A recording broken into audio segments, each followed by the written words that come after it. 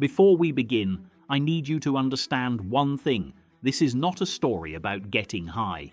This is a story about power, about how a plant older than human civilization became the excuse for laws that reshaped nations, built prisons, funded cartels, militarized police, and destroyed millions of lives, while most people never even stopped to ask the simplest question: why?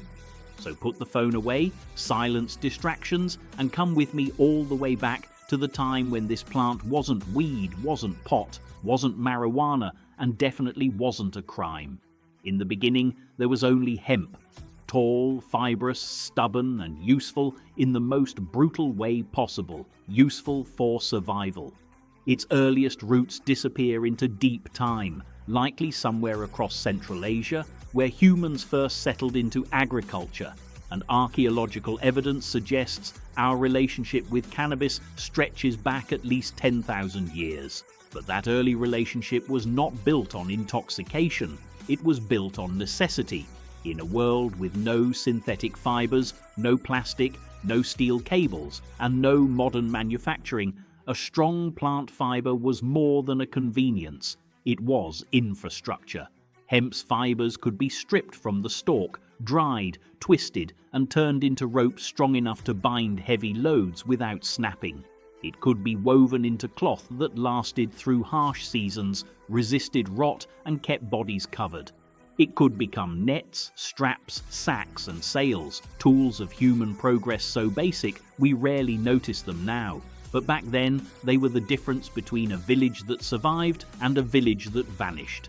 As humans moved, traded, and expanded, hemp moved with them, spreading across Asia by around 8000 BCE, becoming so common that some cultures treated it like a foundational crop. In ancient China, people used nearly every part of the plant: the seeds for food and oil, the fibers for clothing and rope, and the stalks for something that would change history: paper. One of the oldest known paper fragments, dating back over 2,000 years, was made from hemp fibers. And the point isn't just that hemp was useful, the point is that hemp was normal. It was not feared. It was not a drug. It was simply part of civilization, the same way wood, flax, and wool were part of civilization. And alongside industry, there was medicine too. Ancient medical traditions recorded cannabis as a remedy for pain and illness, and while some legends are wrapped in myth, the deeper truth remains. People treated cannabis like other plants with properties, not like a demon that needed to be hunted. And then, in places where culture and ritual shaped daily life, some communities discovered a different face of the same plant. Certain varieties produced resin in their flowers, compounds that altered perception, slowed time, deepened sensation, and in some societies this was not treated as sinful or dangerous. It was treated as sacred. In the open grasslands of the Eurasian steppe, where nomadic horse cultures moved like storms across thousands of miles, ritual smoke practices were described in ancient accounts: heated stones inside a tent, hemp thrown onto the stones, the space filling with thick aromatic smoke, the mourners inhaling, releasing grief, entering trance, touching something beyond ordinary consciousness. This wasn't weekend recreation, it was ceremony, a technology of the spirit, a way of crossing a psychological threshold when the world demanded meaning. As trade routes expanded and the caravans of the Silk Road carried goods and ideas, cannabis traveled into India and found a spiritual home that would endure for centuries. In Hindu tradition, it became intertwined with Shiva, the destroyer and transformer, linked to ascetics, wandering holy men, and festivals where cannabis preparations were used culturally, openly, and in many places legally.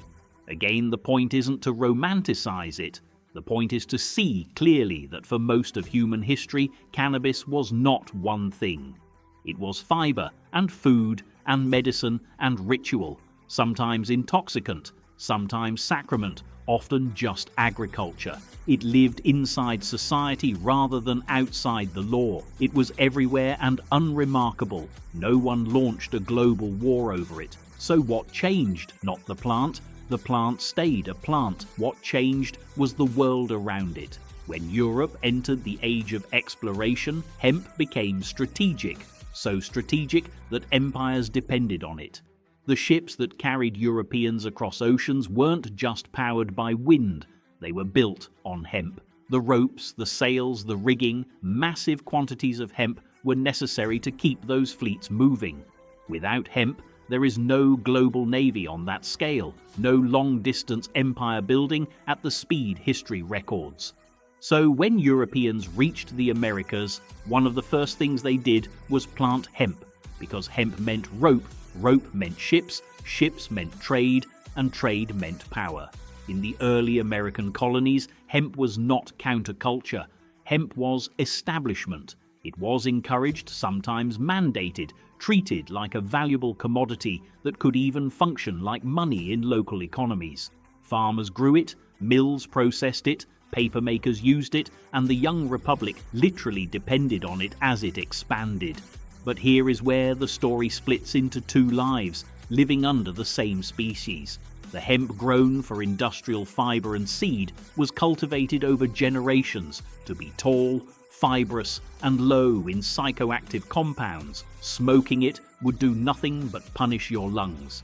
Meanwhile, in warmer regions and older traditions, other varieties were grown for their flowers, resin-rich, potent, psychoactive.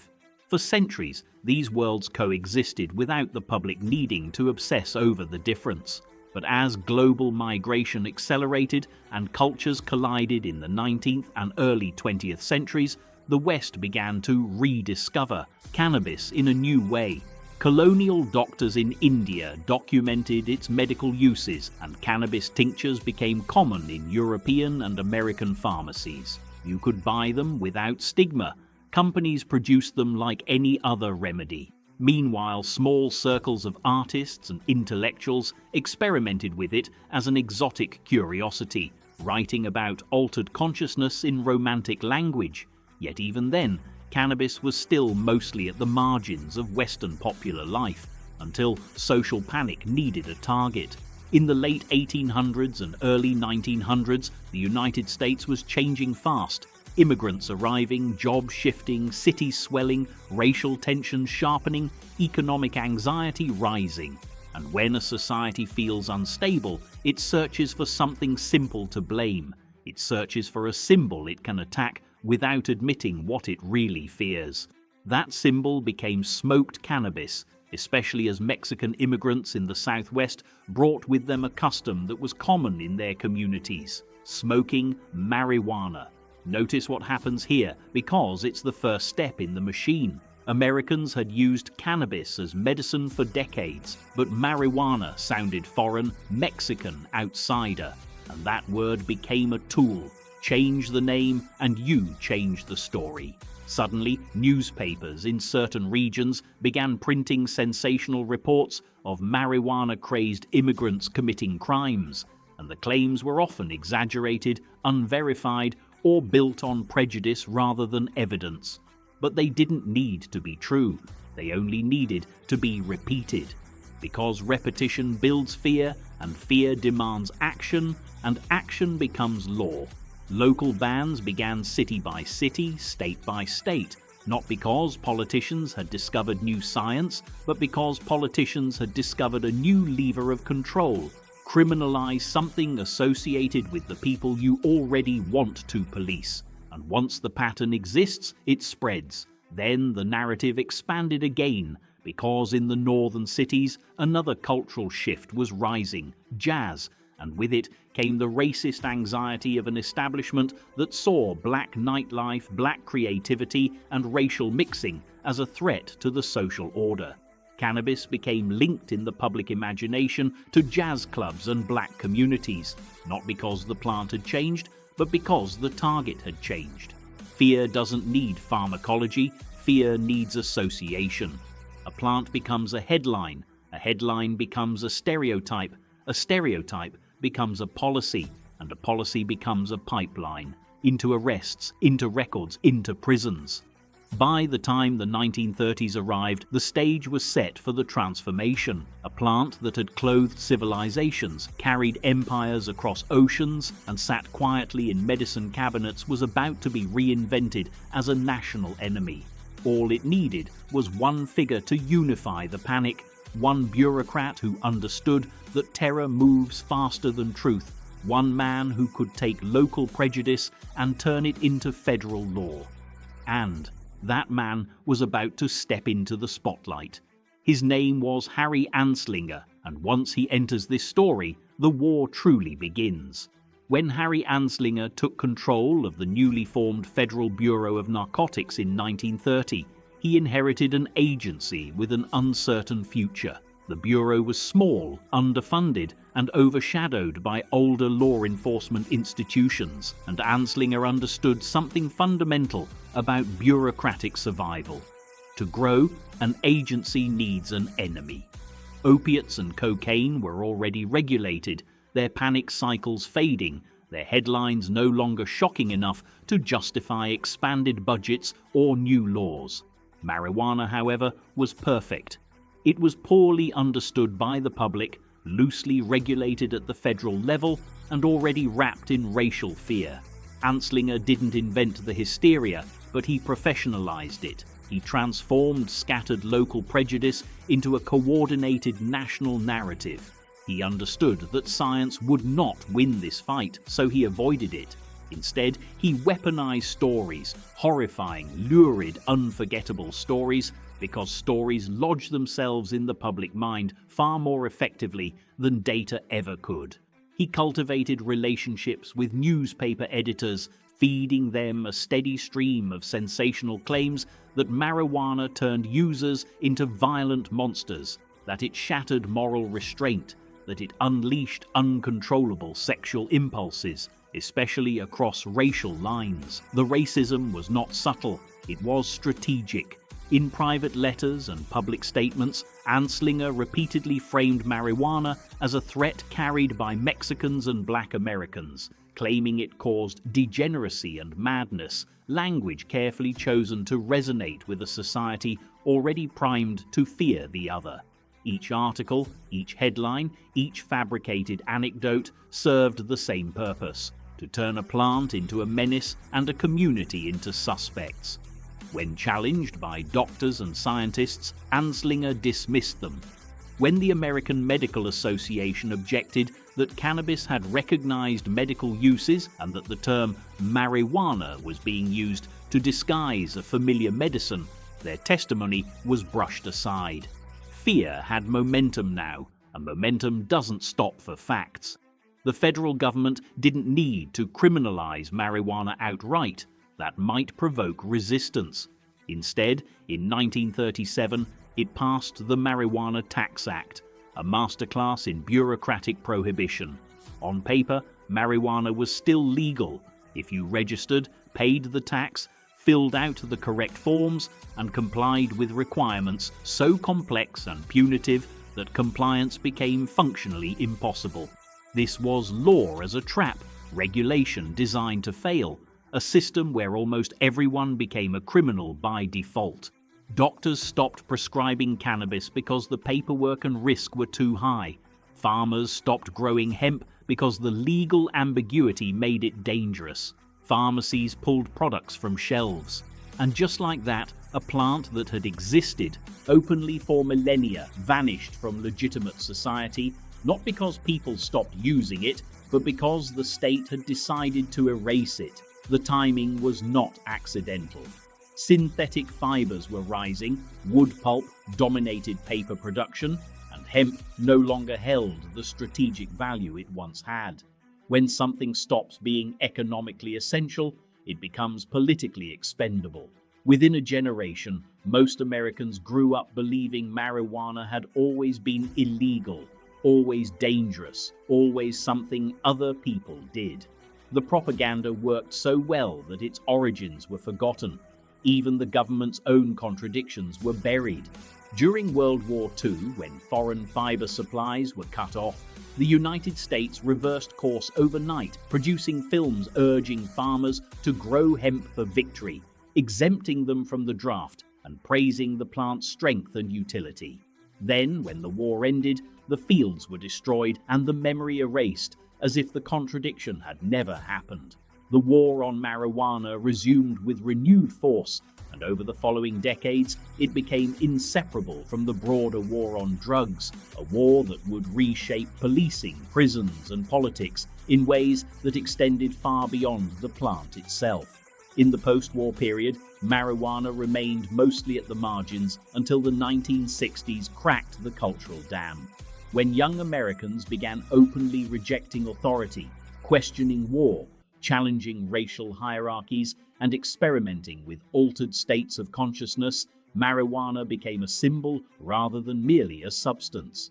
To smoke it was to signal dissent, and that terrified those in power far more than intoxication ever could. The state does not fear chemicals, it fears loss of control. When Richard Nixon entered the White House, he saw clearly what marijuana represented, not a health crisis, but a political one.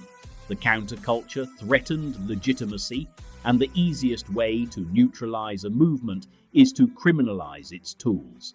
By classifying marijuana alongside the most dangerous substances under the Controlled Substances Act, despite evidence to the contrary, the government created legal justification for surveillance, arrest, and incarceration on an unprecedented scale. This wasn't speculation, it was later admitted openly by Nixon's own advisors. The law was not built on science, it was built on strategy. And once the machinery was in place, it did what large systems always do. It expanded. Police departments received federal funding tied to drug arrests. Prosecutors gained leverage. Mandatory minimum sentences stripped judges of discretion. Prisons filled, then overflowed, then privatized. Marijuana became the low-risk, high-yield fuel of the system. Easy to detect, easy to prosecute, easy to punish. Millions were arrested not for violence, not for trafficking, but for possession. Often young, often poor, often people of color. A single arrest could cascade into lifelong consequences. Loss of education, opportunities, loss of housing, loss of employment, loss of voting rights. Families fractured, communities hollowed out, and all of it was justified in the name of public safety, even as evidence mounted that prohibition was failing at its stated goals. Marijuana use did not disappear, it increased. Black markets flourished, organized crime adapted, and the violence associated with illegal trade escalated, especially across borders. In Mexico, where cannabis had once been a relatively minor agricultural product, prohibition transformed it into a cornerstone of cartel economies. When legal markets are closed, illegal ones don't vanish, they professionalize. Entire regions became battlefields, not because of the plant itself, but because the profits of illegality demanded protection through force. Farmers were coerced, officials corrupted, journalists silenced. The death toll rose into the hundreds of thousands, while consumers across the border continued to use the same substance that had triggered the violence. This was the paradox at the heart of the war. The harm was not caused by marijuana, it was caused by the laws surrounding it. Over time, cracks appeared in the narrative. People noticed the hypocrisy. Alcohol and tobacco legal, despite their well-documented harms, marijuana illegal, despite mounting evidence of relative safety and medical benefit. Patients suffering from cancer, AIDS, epilepsy, and chronic pain discovered that cannabis provided relief when other medications failed. Activists, many of them directly affected by the drug war, pushed back against decades of lies. Slowly, painfully, the story began to shift, not because institutions suddenly found morality, but because denial became impossible. States experimented with medical marijuana, then decriminalization, then full legalization. Each step exposed the same truth. Society did not collapse. Crime did not explode.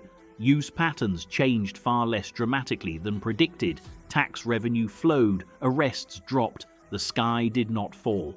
And yet, even as legalization spread, the legacy of prohibition remained embedded in law, economy, and memory. Marijuana businesses operated in legal limbo, punished by federal tax codes, denied banking access, forced into cash-heavy systems that mirrored the risks of illegality. Those who suffered most under prohibition were often excluded from the new legal markets, blocked by capital requirements and regulatory barriers. The same communities targeted for decades watched others profit from the plant's redemption.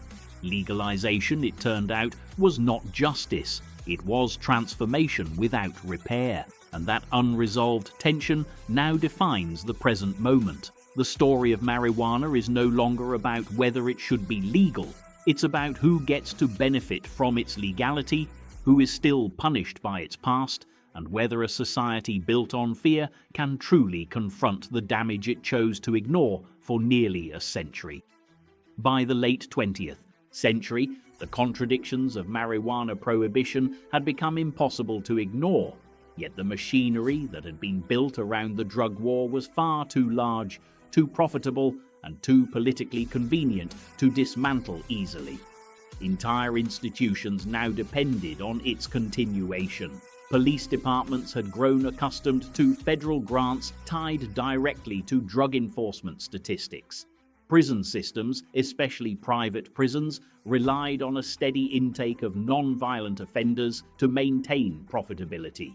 Politicians continued to win elections by promising to be tough on drugs, a phrase that sounded reassuring while masking the human cost beneath it. And so even as scientific research accumulated, even as doctors quietly acknowledged cannabis's therapeutic potential, even as ordinary Americans increasingly knew someone whose life had been damaged by a marijuana arrest, the official position barely shifted. What changed instead was the ground beneath it. Culture moved faster than law. Music, film, and underground media normalized marijuana long before legislatures dared to discuss it openly.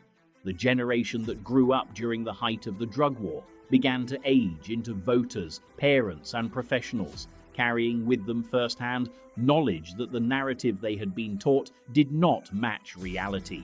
They had seen friends arrested not for harming others, but for possession. They had seen lives stalled by records that followed people forever.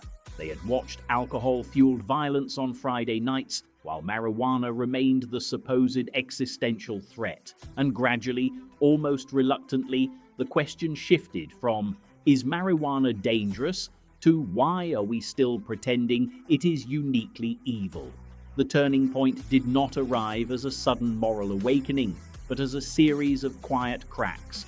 Courts began questioning mandatory minimums. Journalists revisited the origins of prohibition and uncovered the racism embedded at its foundation. Former law enforcement officials spoke openly about the futility of chasing possession arrests, while serious crime went unresolved. Even politicians, sensing the shift, began hedging their language, talking less about eradication and more about reform. But reform meant different things to different people. For some, it meant medical access, allowing patients to use cannabis with a doctor's recommendation framed carefully as compassion rather than liberation. For others, it meant decriminalization, reducing penalties without fully legalizing, a way to stop filling prisons while keeping the moral framework intact. And for a growing number, it meant full legalization, not because marijuana was harmless, but because prohibition had proven more harmful than the substance itself. Each step forward exposed the hollowness of the old arguments. Medical marijuana laws passed, and disaster did not follow. Patients did not turn into criminals. Communities did not collapse. Decriminalization reduced. Arrests without triggering chaos. Legalization, where it occurred, did not unleash the apocalypse that opponents had warned about for decades. Instead, it revealed something far more unsettling. The state had been lying, or at least exaggerating, all along. The justifications used to defend prohibition evaporated when confronted with real-world outcomes, and yet, even as legalization spread, the war did not truly end. It mutated. Enforcement did not disappear, it became uneven. Geography began to determine morality. A substance legal in one state remained a felony across a border. People were released in some jurisdictions, while others remained imprisoned elsewhere for the same conduct. Federal law hovered above it all, unchanged, creating a surreal environment where compliance depended on which authority you asked. This limbo exposed a deeper truth. The drug war was never about consistency, it was about control. And control does not surrender itself willingly. As legal markets emerged, they did so inside systems designed by prohibition. Heavy regulation favored those with capital. Licensing systems, security requirements, zoning laws, and compliance costs shut out precisely the communities that had borne the brunt of enforcement. The irony was brutal.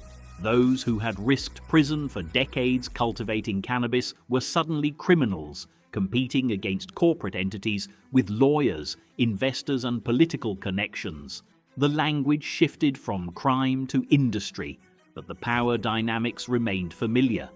Wealth flowed upward, risk flowed downward. Meanwhile, the human debris of prohibition remained scattered across society. Criminal records that did not vanish automatically, families still dealing with the aftermath of incarceration, neighborhoods stripped of generational stability. Legalization did not rewind time.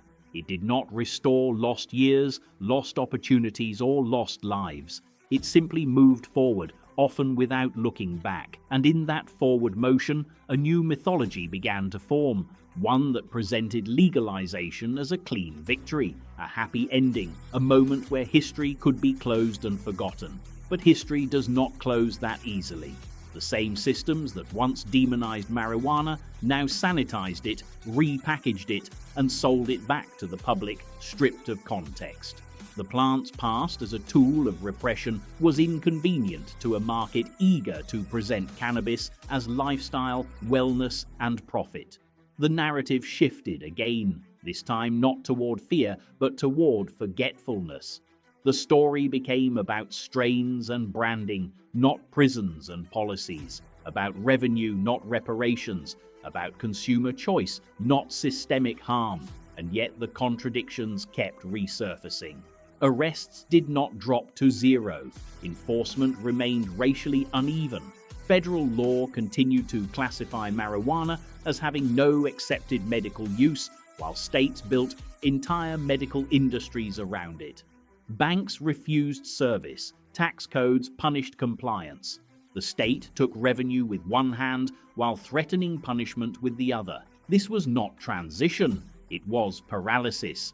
A system stuck between acknowledging failure and fully abandoning it. And beneath all of it lay the central question that had never been answered honestly. What was the drug war really for? Because when you strip away the rhetoric, when you compare stated goals to actual outcomes, one conclusion becomes unavoidable. Prohibition did not exist to protect health. It did not exist to reduce harm. It existed to police behavior, manage populations, and preserve power structures under the guise of morality. Marijuana was not the cause of social instability, it was the excuse used to address fears that could not be spoken openly. Fear of immigrants, fear of black autonomy, fear of youth rebellion, fear of losing control. That is why the war persisted even when evidence contradicted it. That is why it adapted rather than disappeared. And that is why legalization alone cannot resolve its legacy. Because legalization changes laws, but it does not automatically change incentives, institutions, or memory. The war on marijuana shaped policing, incarceration, and political rhetoric for generations. It taught society that punishment was easier than understanding, that fear was more useful than nuance, and that entire communities could be sacrificed in the name of order. Undoing that damage requires more than policy shifts. It requires acknowledgement. It requires honesty about why the war was launched, who it targeted, and who benefited. It requires confronting the uncomfortable reality that many of the systems now profiting from legalization are built atop the ruins of prohibition. And it requires a willingness to ask questions that remain deeply unsettling. Who deserves repair? Who owes it? And what does justice look like when the harm was legal, normalized, and celebrated for decades? The plant itself remains unchanged, growing as it always has, indifferent to laws and headlines. But the story around it continues to evolve, shaped not by biology but by human choices. And as this chapter unfolds, the danger is no longer hysteria, it is amnesia. Because forgetting is the final victory of an unjust system. And if this story teaches anything, it is that when societies forget why harm was done, they become capable of repeating it under a different name, against a different target, with the same quiet certainty that this time it is necessary. By the time legalization began spreading across states and countries, the story of marijuana had already entered its most dangerous phase, not because of hysteria, but because of comfort. The fear that once fueled prohibition was slowly replaced by something far more subtle and far more corrosive: normalization without accountability. The plant was no longer framed as a monster, but neither was the system that had waged war against it ever put on trial. As dispensaries opened and tax revenue climbed, society was encouraged to treat legalization as closure, as if the damage could be sealed off by new laws and a fresh coat of branding. But history doesn't dissolve simply because a market opens. It lingers in structures, incentives, and absences, in who gets to participate, who gets excluded, and who is still paying for crimes that no longer exist. What legalization revealed was not a clean victory over prohibition, but a mirror reflecting the same inequalities in a new form. The language had changed, but the hierarchy had not. Cannabis was now regulated, controlled, and safe, but only for those with capital, compliance teams, and political access.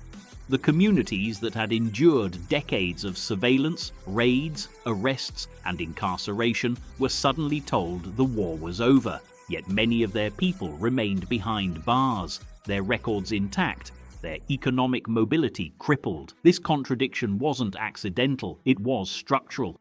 Legalization unfolded inside a system built by prohibition, and systems preserve their original logic unless they are deliberately dismantled. Licensing frameworks favored large operators.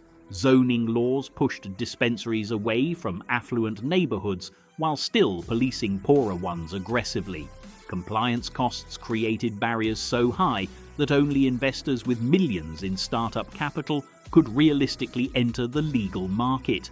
And because marijuana remained illegal at the federal level, banks refused to serve cannabis businesses, forcing them into cash-heavy operations that mirrored the very criminal risks legalization was supposed to eliminate.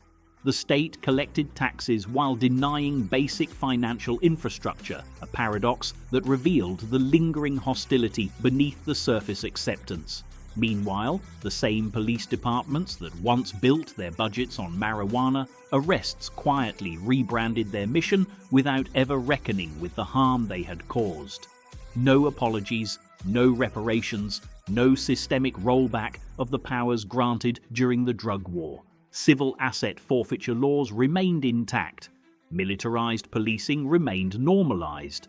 Surveillance tools justified by narcotics enforcement were simply repurposed. The war did not end, it reallocated, and as legalization spread, so did a new mythology: that marijuana had been misunderstood, that mistakes were made, that society had simply evolved. This narrative was comforting because it required no accountability. It transformed deliberate policy choices into abstract errors, racism into misunderstanding, and decades of incarceration into unfortunate side effects rather than intended outcomes. But the truth was far less forgiving.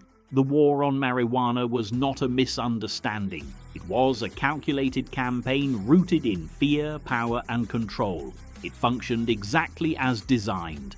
It destabilized targeted communities. It expanded the reach of law enforcement. It filled prisons, it disciplined dissent, and it created an underclass marked by criminal records that persisted long after sentences ended. Legalization did nothing to automatically reverse those outcomes. In many places, expungement required navigating complex legal systems that most people lacked the resources to understand, let alone afford. Records remained. Background checks continued to punish past behavior. Employers and landlords still denied opportunities. The war's residue clung to lives even as the plant itself was rebranded as wellness, lifestyle, and profit. At the same time, a new moral panic quietly replaced the old one. Not about danger, but about potency. Modern cannabis, selectively bred and technologically refined, bore little resemblance to the low THC products of the mid-20th century. Concentrates reached levels of potency never imagined during the height of Prohibition, and the market raced ahead of public health infrastructure. Edibles, vapes, and high-dose products flooded shelves faster than education could keep pace. Emergency rooms saw spikes in overconsumption cases, particularly among inexperienced users and children exposed to products designed to resemble candy. These issues were real, but they were often framed dishonestly, used by opponents to argue that prohibition had been right all along, rather than acknowledging that regulation without responsibility creates its own risks. What was missing was balance. Honest science, clear labeling, strict packaging standards, and public education that treated users as citizens rather than criminals or consumers to be exploited. But profit incentives distorted priorities. Companies optimized for market share, not moderation. Advertising leaned into youth culture aesthetics while claiming responsibility. And regulators, eager for tax revenue, were slow to intervene. This was the new danger zone, not demonization, but commodification without memory. Cannabis was being stripped of its political history, its role in mass incarceration reduced to a footnote, while corporations raced to establish dominance before federal legalization reshaped the entire industry. Vertical integration became the norm. Large multi-state operators consolidated power, acquiring licenses, lobbying lawmakers, and positioning themselves to become the tobacco and alcohol giants of the future cannabis economy. Small growers, many of whom had sustained cannabis culture through decades of risk, found themselves squeezed out, unable to compete with industrial scale and regulatory overhead. The plant that once symbolized resistance was being absorbed into the very systems it had once been used to suppress. And yet, for all its flaws, legalization still exposed the central lie of prohibition more clearly than any academic paper ever could. When marijuana was legalized, society did not unravel. Crime did not skyrocket. Productivity did not collapse. Instead, arrests dropped, court systems freed up resources, and tax revenue flowed into public coffers. The catastrophic predictions repeated for nearly a century were revealed as exactly what they had always been: propaganda. This forced a reckoning not just with drug policy, but with how moral panics are manufactured and weaponized. Marijuana was never uniquely dangerous. It was simply convenient. Convenient to blame. Convenient to criminalize. Convenient to use as a proxy for fears that could not be spoken openly. And once you see that pattern clearly, it becomes impossible to unsee it elsewhere. The war on marijuana was a template, a demonstration of how states can transform social anxiety into legislation, prejudice into policy, and moral rhetoric into enforcement regimes that last for generations. It showed how easily science can be ignored when it conflicts with power, how quickly a population can be convinced to trade liberty for the illusion of safety, and how difficult it is to dismantle systems once they become economically and politically entrenched. That is why this story matters beyond cannabis, because the plant itself is almost incidental. What endures is the lesson. Prohibition was never about substances, it was about control. And control, once normalized, always looks for its next justification. The danger moving forward is not whether marijuana will remain legal, it almost certainly will. The danger is whether society will learn anything from how easily truth was buried for a century, how many lives were sacrificed to sustain a lie, and how quickly the same structures can be redeployed under a new name. Legalization without justice risks becoming another chapter of exploitation rather than repair. It risks turning a history of suffering into a marketing opportunity while leaving its victims behind, and it risks allowing society to congratulate itself on progress while repeating the same underlying logic, that some people are disposable if the narrative demands it. The plant continues to grow, indifferent to our laws, our markets, our moral frameworks.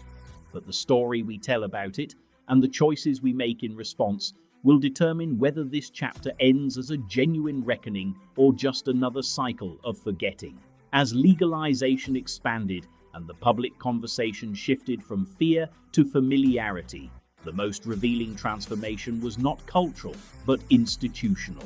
The same state apparatus that once justified mass surveillance, aggressive policing, and incarceration in the name of marijuana enforcement did not dissolve when laws changed. It simply adjusted its language. Drug task forces were renamed, budgets were reallocated, enforcement priorities shifted toward other substances or other justifications, but the architecture remained intact. This exposed a critical truth that had been obscured for decades. The war on marijuana was never an isolated policy failure. It was a rehearsal. It trained institutions to operate with minimal accountability, to rely on asset forfeiture rather than due process, to treat suspicion as evidence and presence as probable cause. Once those powers were normalized, they no longer required marijuana to exist. The plant had been the door. What came through it was a permanent expansion of state control. This is why legalization felt incomplete even as it spread. It addressed the surface injustice, criminalization of a substance, without fully confronting the deeper machinery that criminalization had built. And nowhere was this more apparent than in the uneven geography of reform. In one city, dispensaries glowed with minimalist design and curated menus, while just a few hundred miles away, people were still being arrested for possession under the same federal law that technically applied everywhere. Justice became a matter of zip code. Morality became conditional. The same behavior could be a taxable transaction in one jurisdiction and a life-altering offense in another. This fragmentation revealed how arbitrary the entire framework had always been. If marijuana truly posed an existential threat to society, legality would not fluctuate by state line. If it did not, and evidence overwhelmingly showed that it did not, then the suffering inflicted in its name demanded explanation. That explanation could no longer be avoided by appeals to public health or safety because the outcomes of legalization contradicted decades of official claims. What remained was power, inertia, and fear of admitting wrongdoing. Governments are rarely punished for policies that fail slowly and harm selectively. The victims of the drug war were not abstract statistics. They were concentrated in communities with limited political leverage. And so the reckoning was delayed. Even as legalization produced billions in revenue, only a fraction of that wealth flowed back into the neighborhoods most damaged by enforcement. Social equity programs were introduced in name, but often undermined in practice by bureaucratic complexity and underfunding. Licenses intended for those harmed by prohibition were delayed or denied. Access to capital remained out of reach. Wealthy investors exploited loopholes, using marginalized partners as symbolic fronts while retaining real control. The structure of inequality reproduced itself almost perfectly, now wrapped in the language of reform. Meanwhile, the global consequences of prohibition continued to echo beyond US borders. While some countries moved toward legalization or decriminalization, others remained locked into treaty obligations and political pressures shaped by decades of American influence. The violence associated with illegal cannabis markets did not disappear overnight. In regions where legalization did not occur, or where economic alternatives were absent, the black market persisted.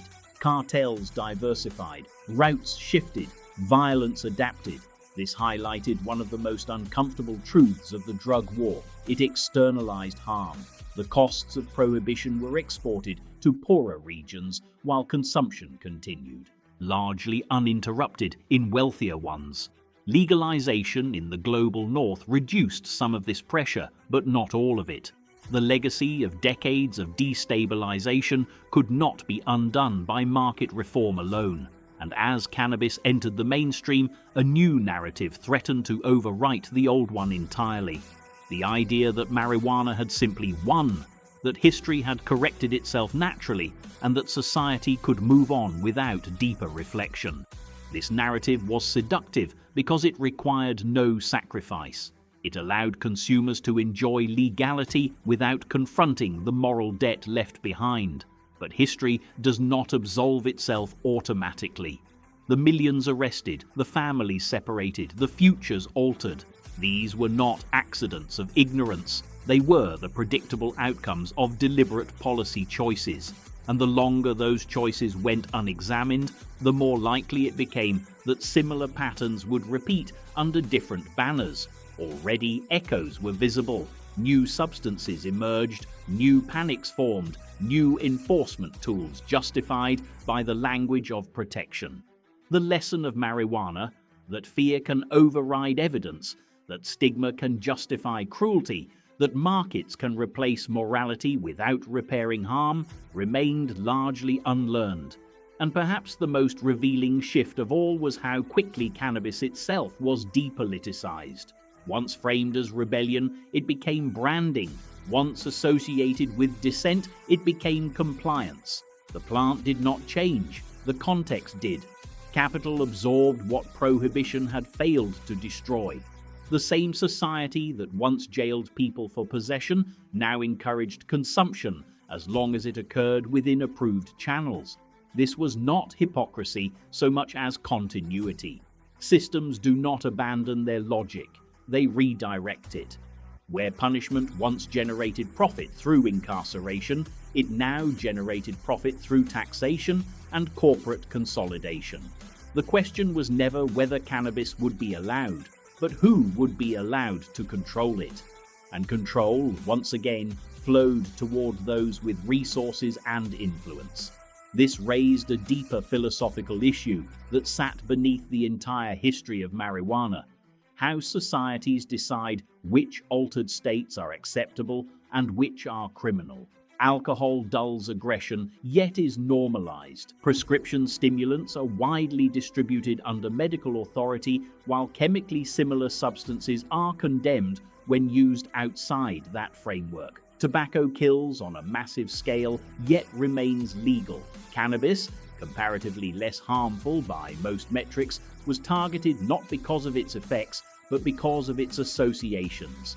This pattern reveals that drug policy has always been less about chemistry and more about culture. Who uses a substance matters more than what the substance does. When elites drink, it is sophistication. When marginalized groups use the same or safer substances, it becomes pathology. Marijuana's journey from hemp fields to prison, cells to dispensary shelves exposes this dynamic with unusual clarity. It shows how morality is applied selectively, how law reflects hierarchy, and how narratives are shaped to justify outcomes already desired. The danger now is complacency. Legalization risks being treated as vindication rather than indictment. It risks allowing society to believe it has corrected a mistake without confronting why that mistake persisted for so long and who paid the price for it. True reckoning would require more than reform. It would require memory. It would require acknowledging that prohibition was not just misguided but violent. that it was not neutral but targeted, that it was not accidental but intentional, and it would require asking questions that remain politically uncomfortable. Who benefited from the war? Who still benefits from its remnants? And what responsibility does a society bear when it legalizes what it once punished without repairing the damage? Until those questions are answered honestly, the story of marijuana remains unfinished. The plant may be legal in many places, but the logic that once criminalized it is still alive, waiting for its next justification. And whether society has learned anything from this history will not be measured by sales figures or stock prices, but by whether justice is extended backward as well as forward, whether those harmed are restored, whether institutions are restrained, and whether fear is finally replaced with evidence when deciding what deserves punishment and what deserves understanding. As this story moves toward its end, it circles back to the question it has been asking all along, even when it didn't name it directly. What does a society do when it discovers that a century of policy was built on fear rather than truth? Because the legalization of marijuana, for all its complexity and contradiction, has already delivered its verdict on prohibition. It has shown unmistakably that the violence, incarceration, and instability associated with cannabis were not the natural consequences of the plant itself, but the artificial consequences of the laws wrapped around it. And that realization forces a broader reckoning that goes far beyond drug policy. It forces us to confront how easily moral panics can be manufactured, how quickly they can be embedded into law, and how long they can persist even after their foundations collapse. The war on marijuana was never sustained by evidence. It was sustained by narrative.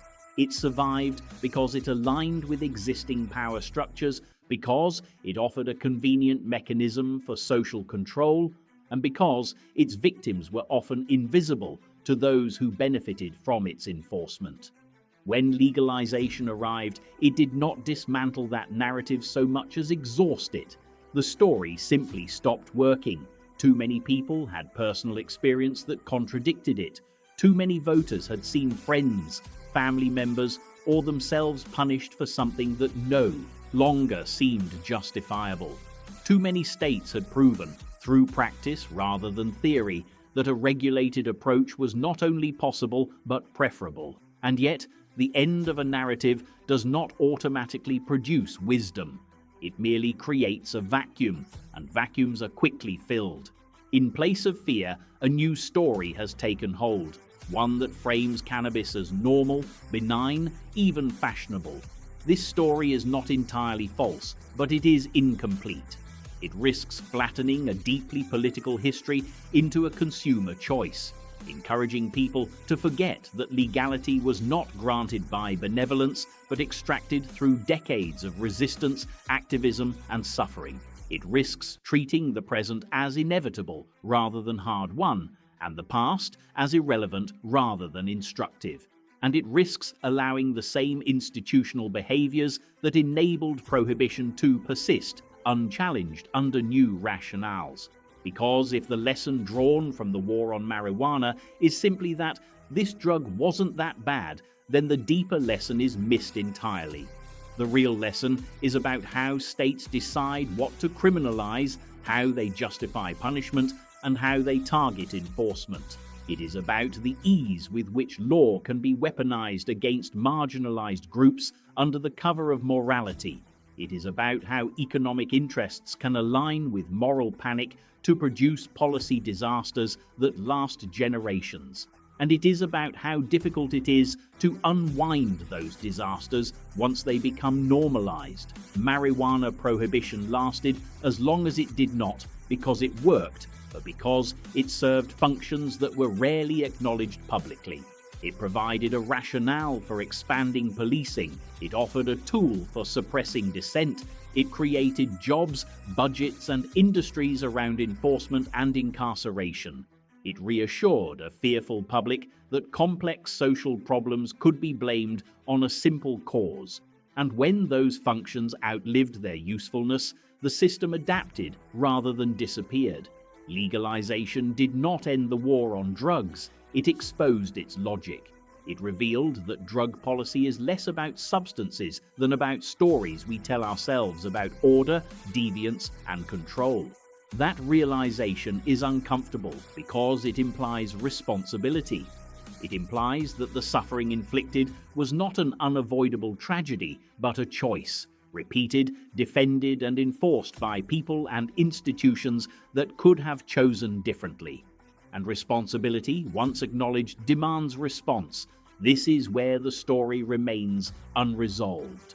Because while laws have changed faster than anyone predicted, justice has lagged behind. Records remain uncleared, people remain imprisoned. Wealth extracted from legal cannabis rarely flows back to the communities most damaged by prohibition. And the same political caution that delayed reform now slows repair.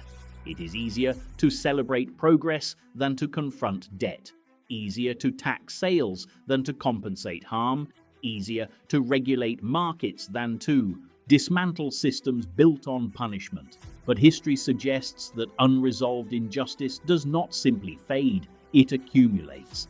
It leaves scars that shape trust, legitimacy, and social cohesion long after policies change. The war on marijuana did not only harm individuals, it reshaped relationships between communities and the state.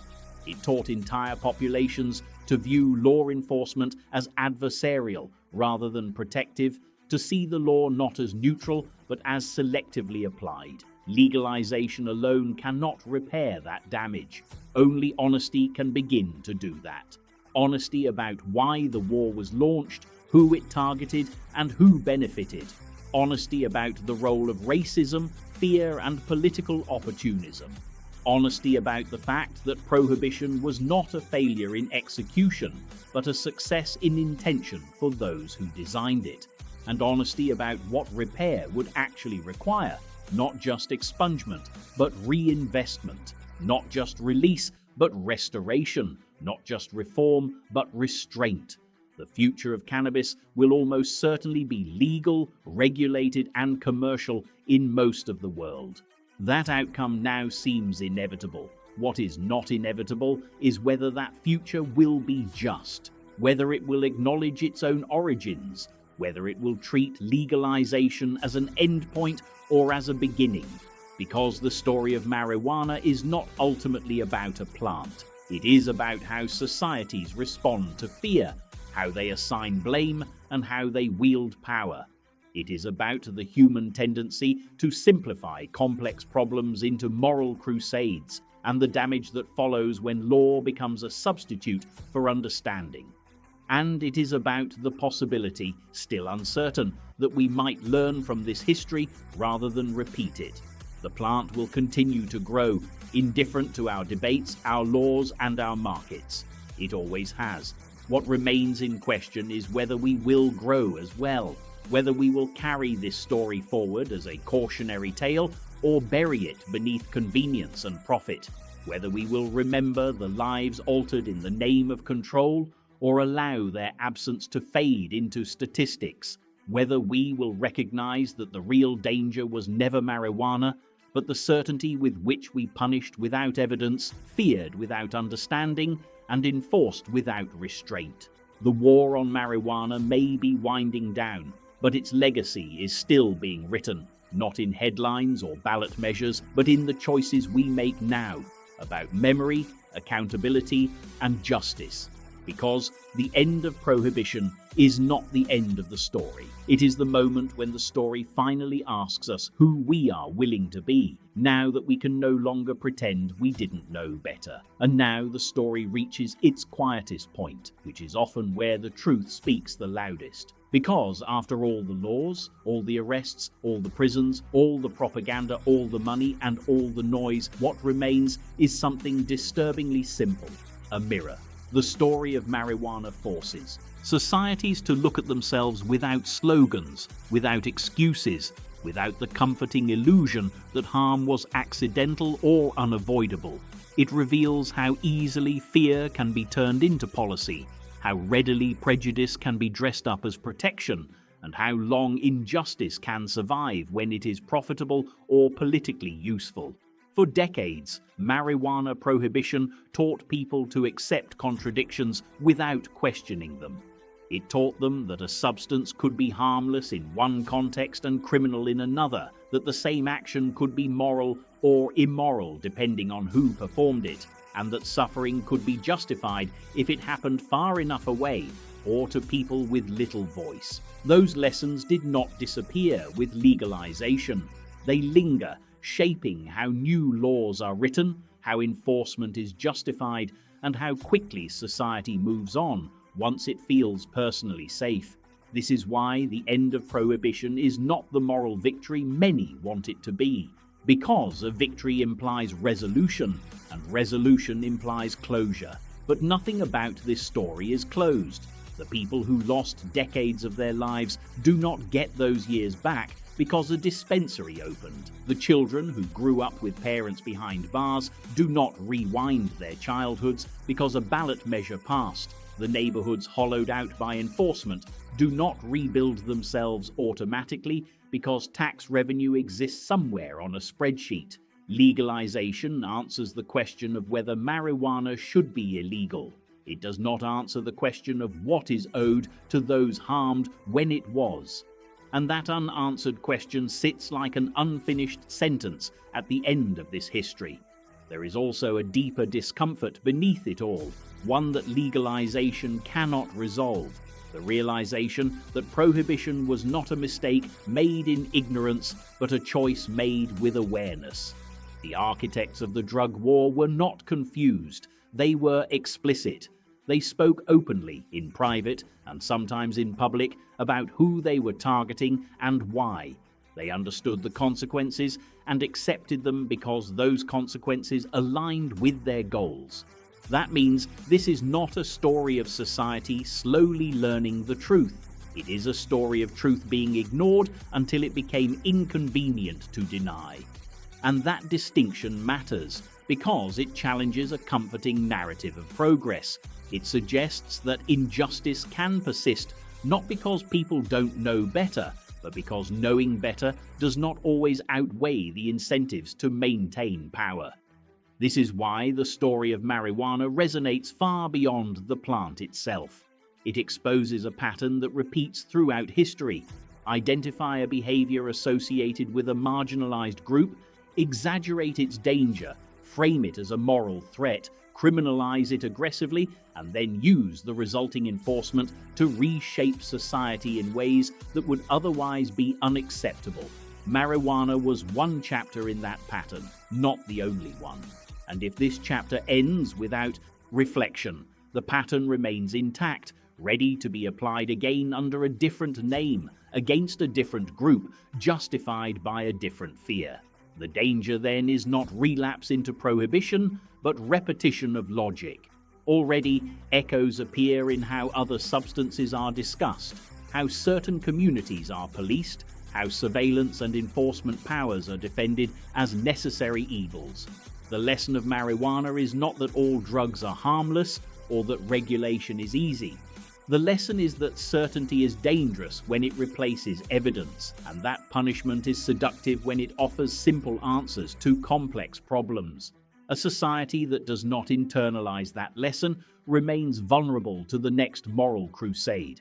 And yet, this story is not only an indictment, it is also a testament to resistance. Prohibition did not end because those in power suddenly grew compassionate. It ended because ordinary people pushed back. Patients who refused to suffer silently, activists who refused to accept lies, journalists who dug into buried histories, voters who rejected fear-based arguments, and communities that kept telling the truth even when it was inconvenient. Change came slowly, unevenly, and imperfectly, but it came because pressure was sustained across generations. That matters because it reminds us that narratives can be broken, even ones reinforced by law and violence. The plant survived prohibition not because it was powerful, but because people were. And the same is true of truth itself. It survives when it is carried forward deliberately, when memory is preserved, and when stories are told honestly rather than comfortably. This is why forgetting would be the final injustice. To reduce marijuana to a product without remembering the war fought in its name is to allow history to be rewritten by those who benefit most from its silence. To enjoy legality without demanding repair is to accept that suffering can simply be absorbed into the past without consequence. And to treat this story as finished is to misunderstand it entirely. Because the story of marijuana was never really about marijuana. It was about how societies decide who belongs, who is controlled, and who is expendable. It was about how fear is leveraged, how law is shaped, and how easily morality can be bent to serve power. And those questions do not disappear when a substance becomes legal. They persist, waiting to be answered honestly. The plant will continue to grow in fields, in warehouses, in laboratories, and in soil untouched by law. It will continue to be used for medicine, for fiber, for pleasure, for ritual, and for profit. It will adapt, as it always has. But the real test is not the future of cannabis. It is the future of our judgment.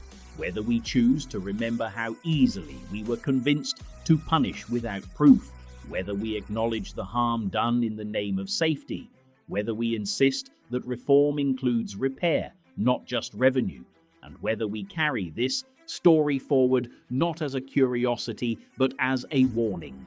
Because the war on marijuana did not begin with evil intentions in the abstract. It began with fear, convenience, and silence. And those are not relics of the past. They are conditions that can be recreated at any time, against any target, if we allow them to be. The plant was just a plant. The war was always about us, and what comes next will be too. What the story has not yet confronted directly is the most unsettling question of all. If society now agrees that marijuana prohibition was wrong, then why does justice still feel optional? Because beneath legalization sits an unspoken consensus that the past is inconvenient, that acknowledging harm too explicitly risks destabilizing institutions that were built on enforcing it.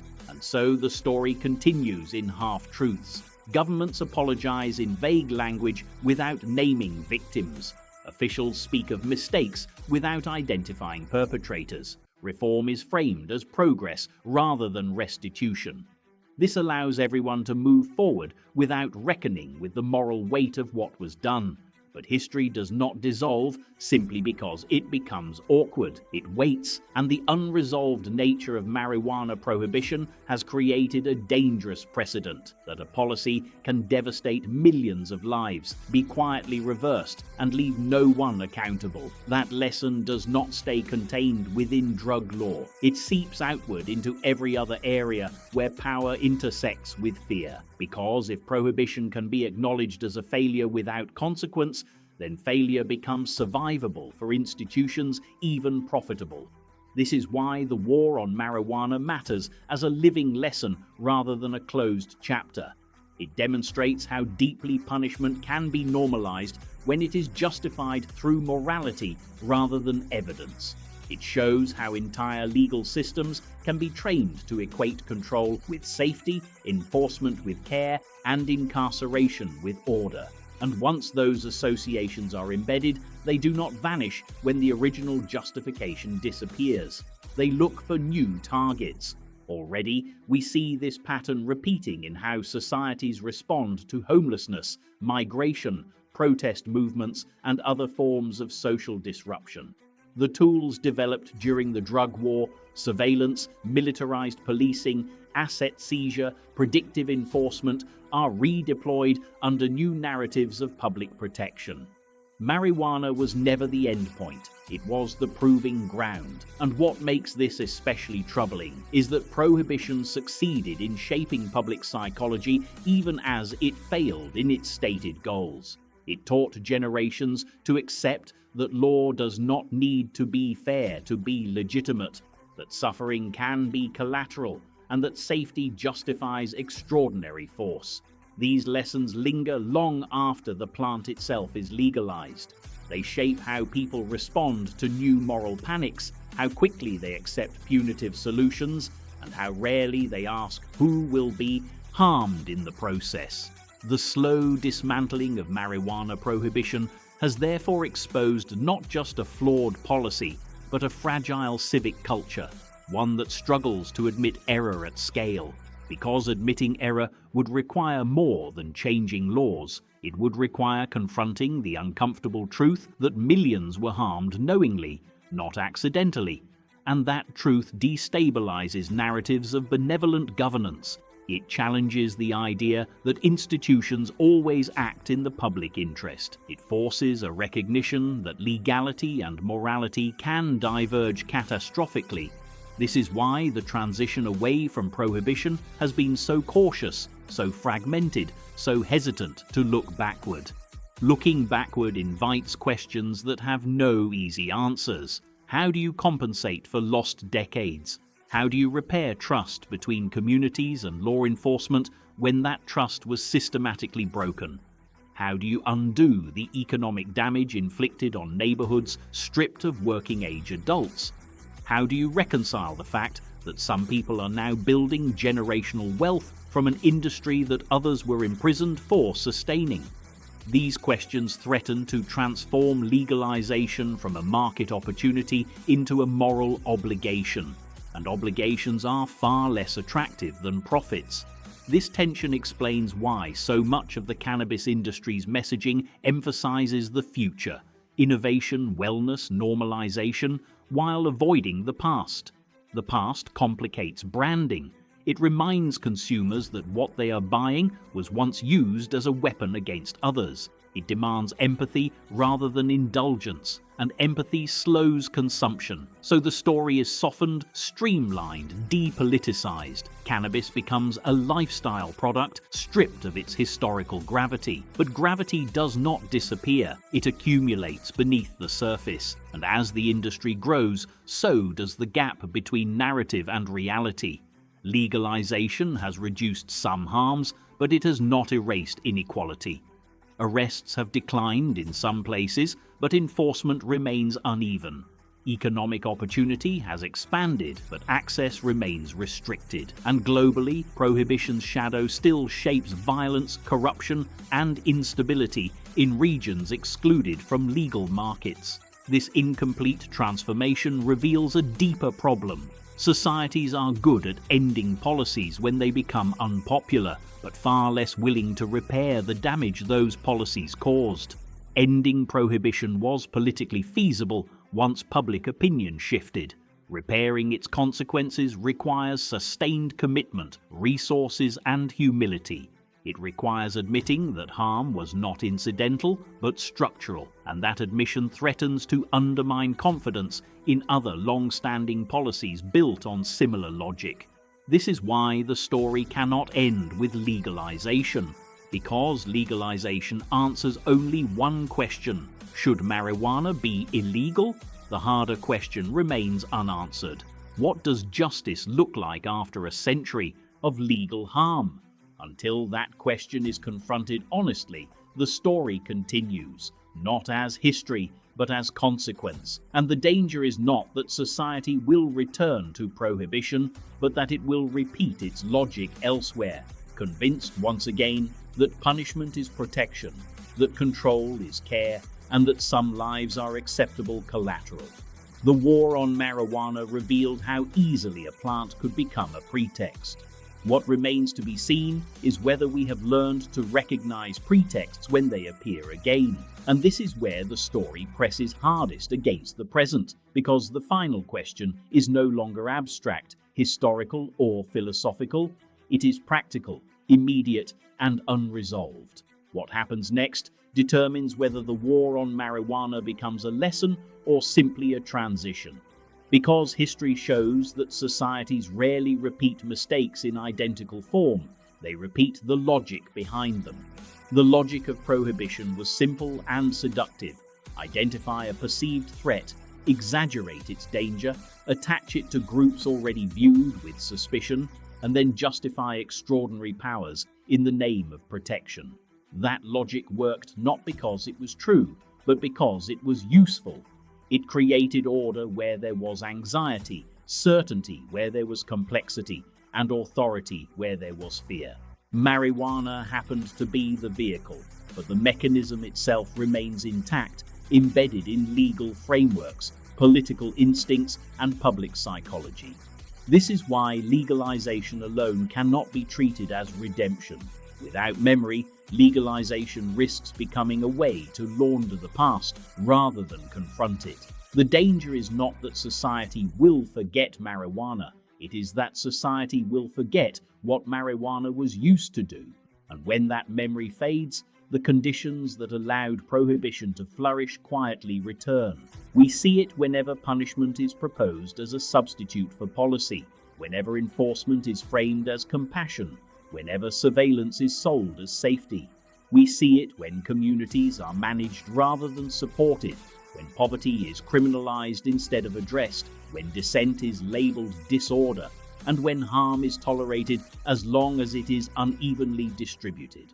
The war on marijuana trained institutions to think this way, and institutions rarely unlearn behaviors that once expanded their power. That is why accountability matters more than symbolism. Expungement matters more than slogans. Reinvestment matters more than tax headlines. Because without those acts, legalization becomes another chapter in the same story of selective justice. And the truth is, the window for meaningful repair will not stay open forever. As time passes, urgency fades. Victims age, records gather dust, and the narrative hardens into inevitability.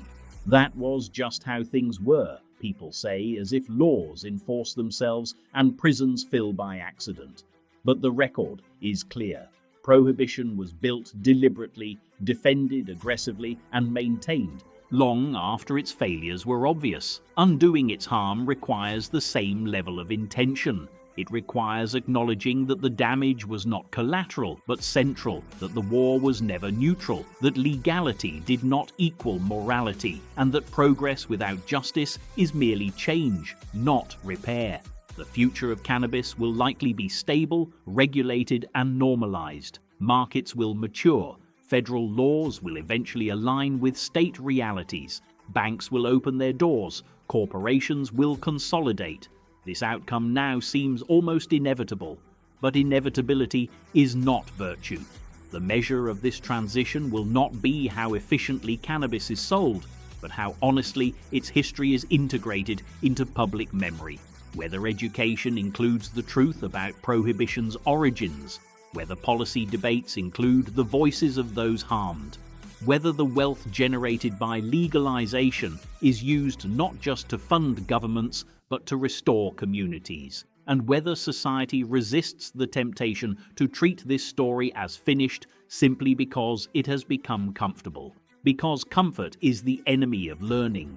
The war on marijuana should make us uncomfortable, not because the plant is dangerous, but because the ease with which it was demonized reveals something unsettling about us, about how quickly we accept punishment when it is framed as protection, about how readily we allow fear to override evidence, and about how long injustice can survive when it is normalized through law. The plant endured all of it, quietly, indifferently. It grew before prohibition, and it grows after it. But people did not endure so easily. Lives were altered in ways that cannot be reversed. Trust was broken in ways that cannot be repaired by commerce alone. And those consequences remain, even as the headlines move on. So the story does not end with legalization, nor does it end with condemnation. It ends with responsibility, with the recognition that knowing better creates obligation, that memory demands action, and that the true measure of progress is not whether we change laws when they become inconvenient, but whether we repair the harm those laws caused when they were enforced. The war on marijuana was never really about a plant. It was about how power operates when fear goes unchallenged, and that lesson matters now more than ever, because the next moral panic will not announce itself as injustice. It never does. It will arrive wearing the language of safety, order, and necessity, just as this one did. Whether society recognizes it or repeats the cycle will depend on whether this story is remembered honestly or allowed to fade into myth. The plant will survive either way. The question, as it has always been, is whether we will.